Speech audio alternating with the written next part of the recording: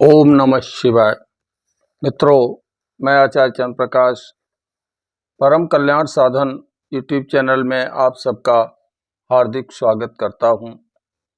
हमारी आज की चर्चा का विषय वह शंकाएं हैं जो साधक अक्सर सामने रखते हैं, जैसे पूजा करते समय अखंड दीपक का बुझ जाना,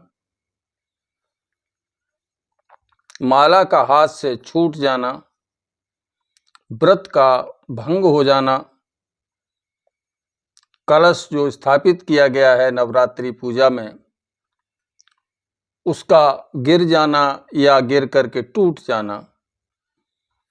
जब हम किसी देवता को भोग लगाते हैं, किसी देवी को भोग लगाते हैं, तो जो हम उस पर लौंग और बतासा चढ़ाते हैं तो लौंग चटक करके अग्यारी से बाहर गिर जाती है, या फिर जो हमने भोग चढ़ाया है वो भोग पूरा जलता ही नहीं है। तो ये कुछ शंकाएं हैं जिन शंकाओं की वजह से साधक के अंदर एक डर या अश्रद्धा भाव पैदा हो जाता है और वो अपने मंत्र के प्रति, अपने देवता के प्रति, अपने इष्ट के प्रति ही अश्रद्धा करने लगता है, जबकि ऐसा होना उचित नहीं है। आज मैं इन सभी शंकाओं का समाधान आपके सामने लाया हूं।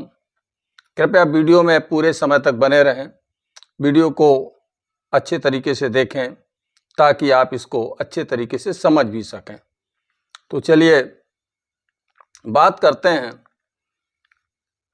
जैसे हम जप कर रहे हैं, पहली बात माला का हाथ से छूट जाना, इस पर चर्चा कर लेते हैं। तो जब हम जप करते हैं तो कभी कभी हमारा ध्यान प्रगाढ़ अवस्था में चला जाता है, एकाग्र अवस्था में चला जाता है और हमें यही होश नहीं रहता कि हम जप माला से कर रहे हैं। कभी कभी हमारे हाथ से माला छूट भी जाती है, गिर जाती है, तो डर जाते हैं साधक कि अरे ये तो असगुन हो गया। नहीं, ये एकाग्रता की वजह से हुआ है, और जब एकाग्रता की वजह से कोई चीज हुई तो इसमें आपका दोष नहीं है। तो आप बिल्कुल भयभीत ना हो, माला को दोबारा धो करके और पुनः इस्तेमाल करें। कभी कभी माला टूट जाती है या उलझ जाती है। गोमुखी में जब हम डालते हैं, वो डाल करके जब जप करते हैं तो उलझ जाती है। तो ये इन चीजों पर विशेष ध्यान नहीं देना है हमें। ये तो प्राकृतिक हैं और होती हैं। धागा कमजोर होगा, टूट जाएगा, मोती बिखर जाएंगे। अगर धागा मजबूत हुआ तो ठीक है। तो इसके लिए साधक को 2 मालाएं अपने पास रखनी चाहिए। दूसरा, अखंड ज्योत का बुझ जाना। जब हम पूजा करते हैं तो दीपक जरूर जलाते हैं। नवरात्रों में तो 9 दिन के लिए अखंड दीपक जलाया जाता है। तो ऐसी स्थिति में दीपक कभी बुझ जाता है, उसके कई एक कारण हो सकते हैं। पहला तो ये है कि उसके ऊपर जो फूल आ जाता है, जब हम उसे हटाते हैं तो वो बुझ जाता है असावधानीवश, या फिर स्वतः भी बुझ जाता है। तेज हवा चली और हवा लगी तो बुझ गया। तो इसमें डरने जैसी कोई बात नहीं है। इससे माता नाराज नहीं होती, वो देवता नाराज नहीं होते।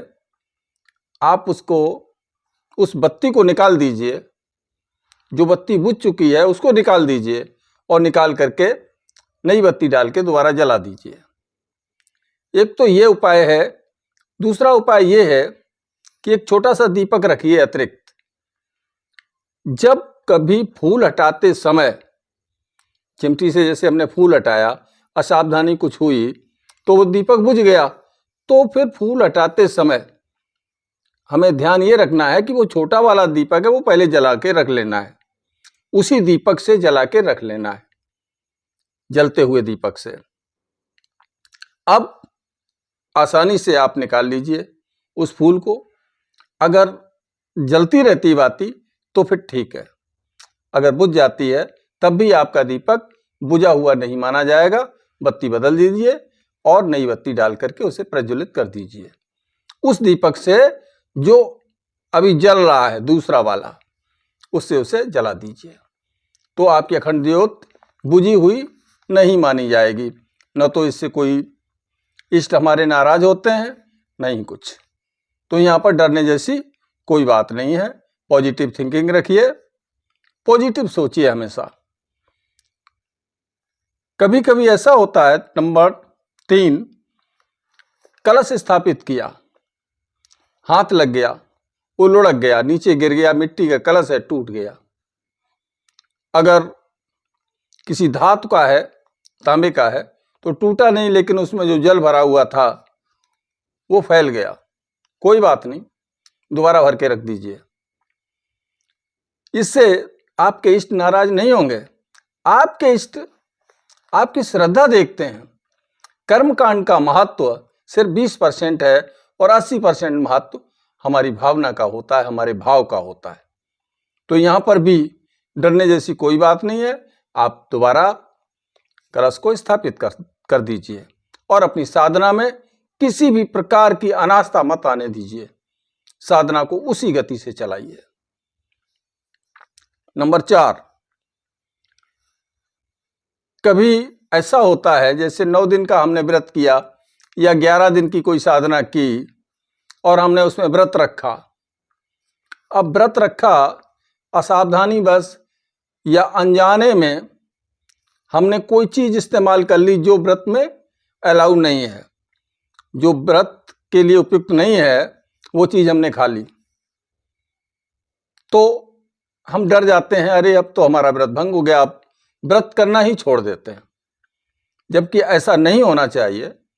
आप व्रत कीजिए, आपसे अनजाने में ये हो गया है, अनजाने में हो गया है तो आपका व्रत भंग नहीं हुआ। यदि आपने जानबूझकर किया है तो जरूर आपका व्रत भंग हो जाएगा। अनजाने में जो गलती हो गई, माफी मांग लीजिए अपने इष्ट देव से, अपनी इष्ट देवी से, और व्रत को बराबर करते रहिए। कोई फर्क नहीं पड़ेगा, उसके फल में कोई फर्क नहीं पड़ेगा। माँ आपकी भावना को देखेंगी, इष्ट आपकी भावना को देखेंगे। ठीक है। अगला पॉइंट है, जब हम भोग देते हैं, अपने इष्ट देव को भोग लगाते हैं और उस भोग के समय वो भोग जो है पूरा जल नहीं पाता, तो क्या हो गया? आपने भोग दिया, अग्नि में आपने भोग दिया, अग्नि कम थी या अन्य कोई वजह रही तो भोग पूरा नहीं जला। आप निश्चिंत हो जाइए, आपका भोग स्वीकार कर लिया गया है। आपके इष्ट देव की तरफ से, माँ की तरफ से वो भोग स्वीकृत हो गया है, उन्होंने ग्रहण कर लिया है। वो जल पाया है या नहीं जल पाया है, आप इसके बारे में बेफिक्र हो जाइए। आपने भोग श्रद्धा सहित दिया है, श्रद्धा और विश्वास पूर्वक दिया है, तो वो भोग जरूर ग्रहण हुआ है। आप ऐसी मान्यता अपने अंदर बना लीजिए और साधना में किसी भी प्रकार की अनास्था मत आने दीजिए। आपकी साधना सफल होगी। हाँ, यदि आपकी अनास्था हुई, आपके अंदर शक पैदा हो गया, अरे मेरा व्रत तो भंग हो गया और मेरा भोग तो लिया नहीं, माँ तो नाराज हो गई, हमारे इष्ट देव ने अस्वीकार कर दिया हमारे भोग को, तो जरूर फल में कमी आ जाएगी। लेकिन आपने भोग दिया, वो उन्होंने स्वीकार कर लिया, जल पाया या नहीं जल पाया। ऐसे ही जब हम छोटी सी अग्यारी पर भोग लगाते हैं, लौंग और बतासे का जब हम भोग लगाते हैं, तो जलाया, कपूर को जलाया या अग्यारी को जलाया, उस पर लौंग रखी, बतासा रखा, लौंग चटक गई, चटक के बाहर गिर गई। आप कहेंगे ये तो भोग स्वीकार ही नहीं हुआ, लौंग तो बाहर पड़ी है। नहीं, लौंग का स्वभाव है अचानक गर्मी पा करके चटकना, तो वो चटकेगी ही, कोई स्वभाव थोड़ी बदल जाता है। आप उसको उठा के डाल दीजिए, दोबारा नहीं डालना है मत डालिए। आपने दे दी, आपने जो भोग दिया वो दे दिया, बस आप इतना ही समझ लीजिए कि आपको जो देना था आपने भोग दिया और माँ ने स्वीकार कर लिया, इस देव ने हमारे स्वीकार कर लिया, बात खत्म हो गई। आप हमेशा सकारात्मक सोचिए, सकारात्मक, नकारात्मकता को पास ही मत आने दीजिए। तो कतई भी आपके फल में, आपके पूजा के फल में, आपके व्रत के फल में, आपके मंत्र जाप के फल में कतई कोई कमी नहीं पड़ने वाली है। आपको आपकी श्रद्धा के अनुसार, आपके विश्वास के अनुसार आपको उसका फल अवश्य ही मिलेगा, अवश्य ही मिलेगा। तो ये 6 शंकाएं थीं जो अक्सर लोग पूछ देते हैं कि अगर ऐसा हो गया तो क्या होगा, हमारे साथ क्या कोई बुरी घटना घटेगी। अरे भाई, हमने किस लिए किया यज्ञ, व्रत, अनुष्ठान किस लिए किया? इसलिए किया कि हमारा मंगल हो। तो जो शुभ कार्य है उसका अशुभ परिणाम कैसे होगा? अशुभ परिणाम नहीं होगा। हाँ, यदि अशुभ भाव हम मन में रखेंगे तो जरूर अशुभ होगा। किसी का अनिष्ट करने के लिए हम कोई व्रत कर रहे हैं, अनुष्ठान कर रहे हैं और उसमें गलती हो गई तो जरूर हमारे ऊपर उसका नकारात्मक प्रभाव पड़ सकता है। लेकिन यदि हमने शुभ उद्देश्य को लेकर के ये किया हुआ है व्रत, तो फिर उसका अशुभ परिणाम कभी नहीं होता। ये गांठ बांध लीजिए कि शुभ उद्देश्य से किया गया कोई भी कार्य अशुभ परिणाम कभी नहीं देता। आशा करता हूं कि जो जानकारी मैंने आपको दी है बड़ी ही शंका समाधान में बड़ी उपयोगी होगी। बाकी मैं भगवान भोलेनाथ से प्रार्थना करता हूं कि वो आपकी झोली को सदैव भरते रहें और आप इसी प्रकार से साधना में आगे बढ़ते रहें। चलता हूं, मिलूंगा अगले वीडियो में नई जानकारी के साथ। तब तक के लिए ओम नमः शिवाय, ओम नमः शिवाय, ओम नमः शिवाय।